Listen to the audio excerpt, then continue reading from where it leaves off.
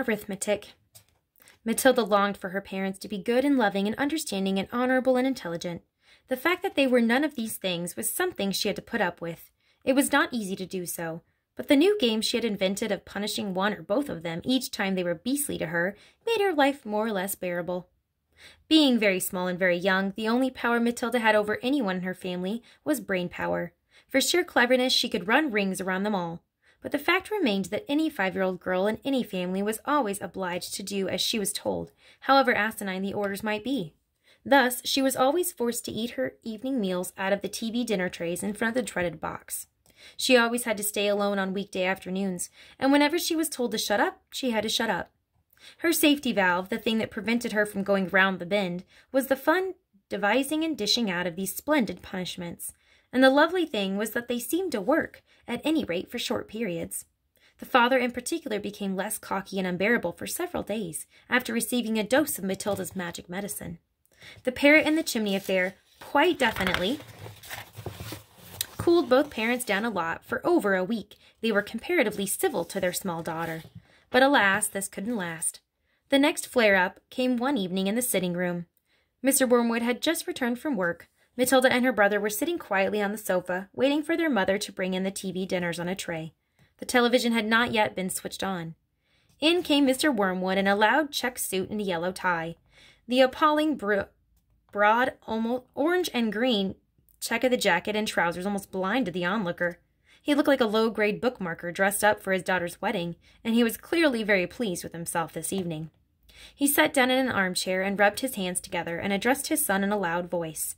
"Well, my boy," he said, "your father's had a most successful day. He's a lot richer tonight than he was this morning. He has sold no less than 5 cars, each one at a tidy profit. Sawdust in the gearboxes, the electric drill and the speedometer cables, a splash of paint here and there, and a few other clever little tricks, and the idiots were all falling over themselves to buy." He fished a little bit of paper from his pocket and studied it. "Listen, boy," he said, addressing the son and ignoring Matilda. "Seeing as you'll be going into the business with me one day, you've got to know how to add up the profits you make at the end of each day. Go and get yourself a pad and a pencil, and let's see how clever you are." The son obediently left the room and returned with the writing materials. "Write down these figures," the father said, reading from the bit of paper. "Car number 1 was bought by me for £278 and sold for £1,425. Got that?" The 10-year-old boy wrote the 2 separate amounts down slowly and carefully. "Car number 2, the father went on, "cost me £118 and sold for £760. Got it?" "Yes, Dad," the son said. "I've got that." "Car number 3 cost £111 and sold for £999 and 50 pence. "Say that again," the son said. "How much did it sell for?" £999 and 50 pence, the father said. "And that, by the way, is another of my nifty little tricks to diddle the customer. Never ask for a big round figure. Always just go below it. Never say £1,000. Always just say 999.50. It sounds much less, but it isn't. Clever, isn't it?" "Very," the son said. "You're brilliant, Dad."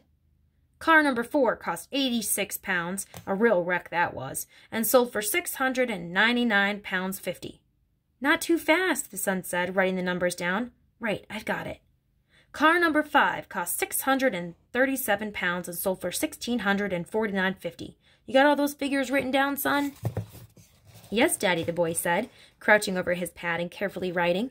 "Very well," father said. "Now work out the profit I made on each of the 5 cars and add up the total. Then you'll be able to tell me how much money your rather brilliant father made altogether today." "That's a lot of sums," the boy said. "Of course it's a lot of sums," the father answered. "But when you're in big business like I am, you've got to be hot stuff at arithmetic. I've practically got a computer inside of my head. It took me less than 10 minutes to work the whole thing out." "You mean you did it in your head, Dad?" the son asked, Googling.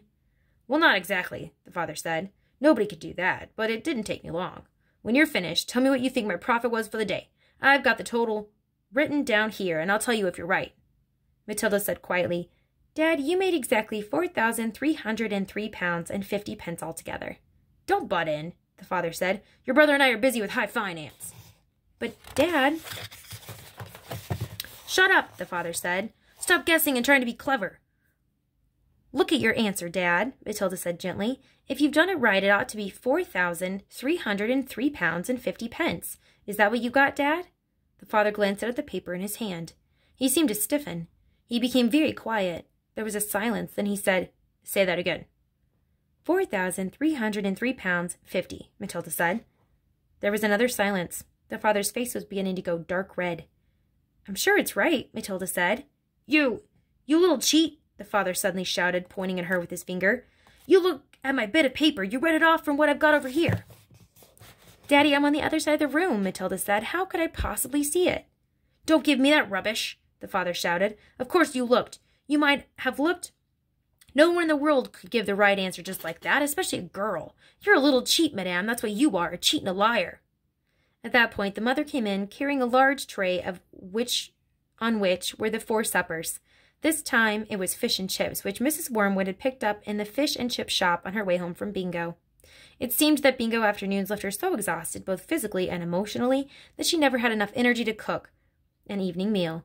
So if it wasn't TV dinners, it had to be fish and chips. "What are you looking so red in the face about, Harry?" she said as she put the tray down on the coffee table. "Your daughter's a cheat and a liar," the father said, taking his plate of fish and placing it on his knees. "Turn the telly on and let's not have any more talk."